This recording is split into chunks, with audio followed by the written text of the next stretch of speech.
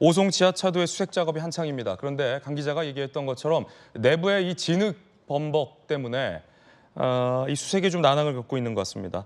현장 영상과 화면도 지금 들어오고 있는데 오송 지하차도에 물은 많이 빠졌지만 이 애초에 물 자체가 흙탕물이었기 때문에 물이 빠진 이후에도 이렇게 진흙이 범벅인 상황이다. 그래서 이 수색 작업에 좀 어려움을 겪고 있는 것 같은데 정 교수님, 예. 이게 6만 톤 예. 가까이의 물이 저 궁평 제2 지하차도로 매우 단시간, 예. 정말로 순식간에 물이 쏟아들어져 들어왔잖아요. 근데 그게 다 흙탕물이었군요. 그렇습니다.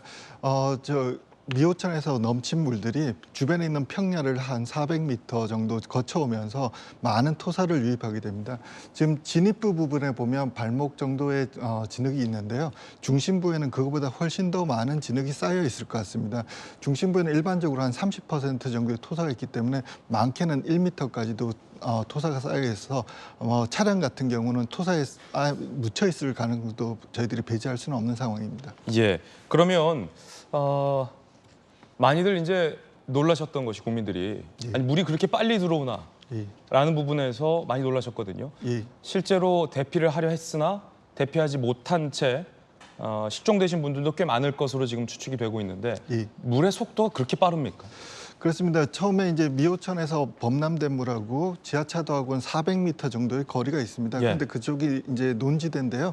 평야인데 물이라는 성질은 낮은 곳을 찾아 흐르게 돼 있습니다. 처음에 범람한 물은 수평으로 펑퍼짐하게 퍼지면서 천천히 이동을 합니다. 근데 이 물이 어느 낮은 지점을 찾게 되면 그때부터는 급류가 형성되거든요. 예. 지하차도가 그런 낮은 지점이 됐고요.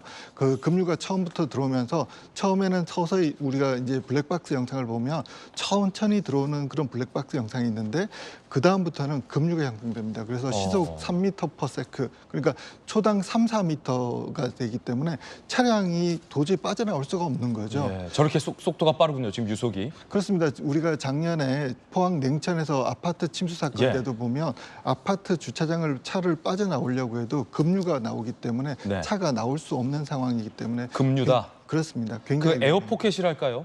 예. 작년에 지하 주차장 침수 때는 에어포켓이 좀 형성돼 있어서 극적으로 생존하는 분들도 있었는데 이번 제2 궁평 지하차도엔 에어포켓이 전혀 없었나요?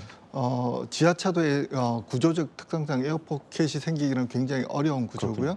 그다음에 자동차 안에서는 일시적으로는 에어포켓이 생겼을 것 같은데요. 이미 오랜 시간이 지났기 때문에 그런 에어포켓을 기대하기는 상당히 어려운 상황이라고 생각하고 있습니다. 예.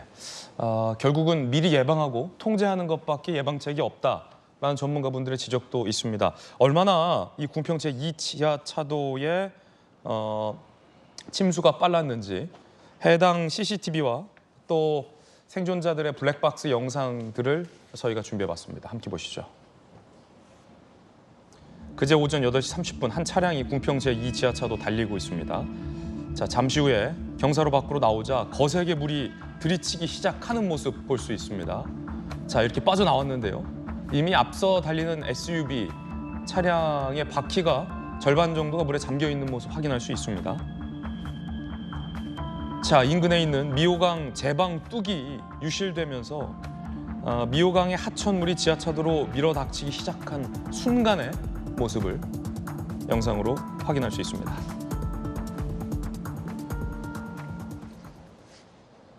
이 상황 이후에 바로 6만 톤에 해당하는 물이 빠르게 지하차도에 가득 찼습니다.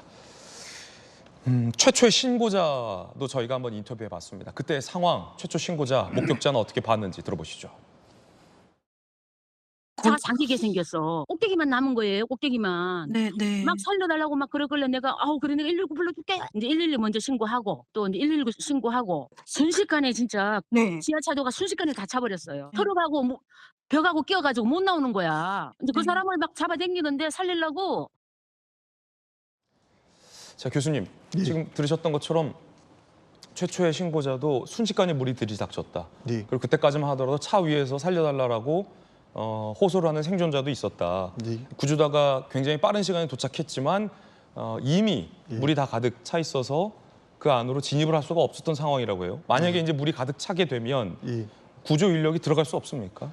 지금 저 상황에서는 구조 인력이 전혀 들어갈 수가 없는 거고요.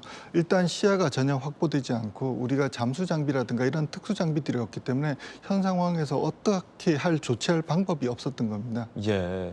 지금 현재에도 아직 지하차도에 차량 12대가 있다. 예. 그리고 잠시 후 저희가 전해드리겠지만 청주의 747번 버스 같은 경우에도 예. 우회도로로 이 지하차도로 오다가 참변을 당한 건데 버스 같은 경우는 굉장히 크잖아요. 바퀴도 크고. 네, 그렇습니다. 그러면 이게 순간적으로 이 경사로를 빠져나올 힘이 없었나 또 기술적으로 궁금한데 어떻게 보십니까?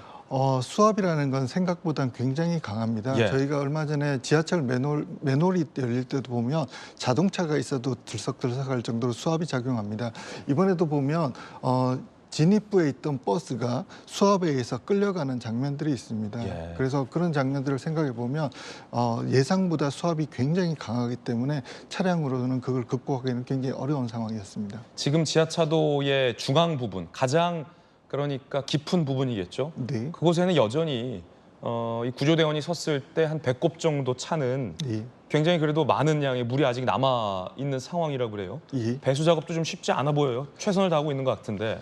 그렇습니다. 이제 우리가 초기에 우리가 배수를 하고 난 다음에 남아 있는 물들은 예. 거의 토사와 섞여 있는 우리가 뭐 흔히 얘기하면 미숫가루처럼 이제 우리가 데브리스 프로에 가까운 토성류에 가까운 물이기 때문에 우리가 펌핑을 통해서 뽑아낼 수도 없고요. 네. 그다음 그것보다 지금 배꼽까지 수위가 있긴 하지만 그 밑에 또 토사가 있습니다.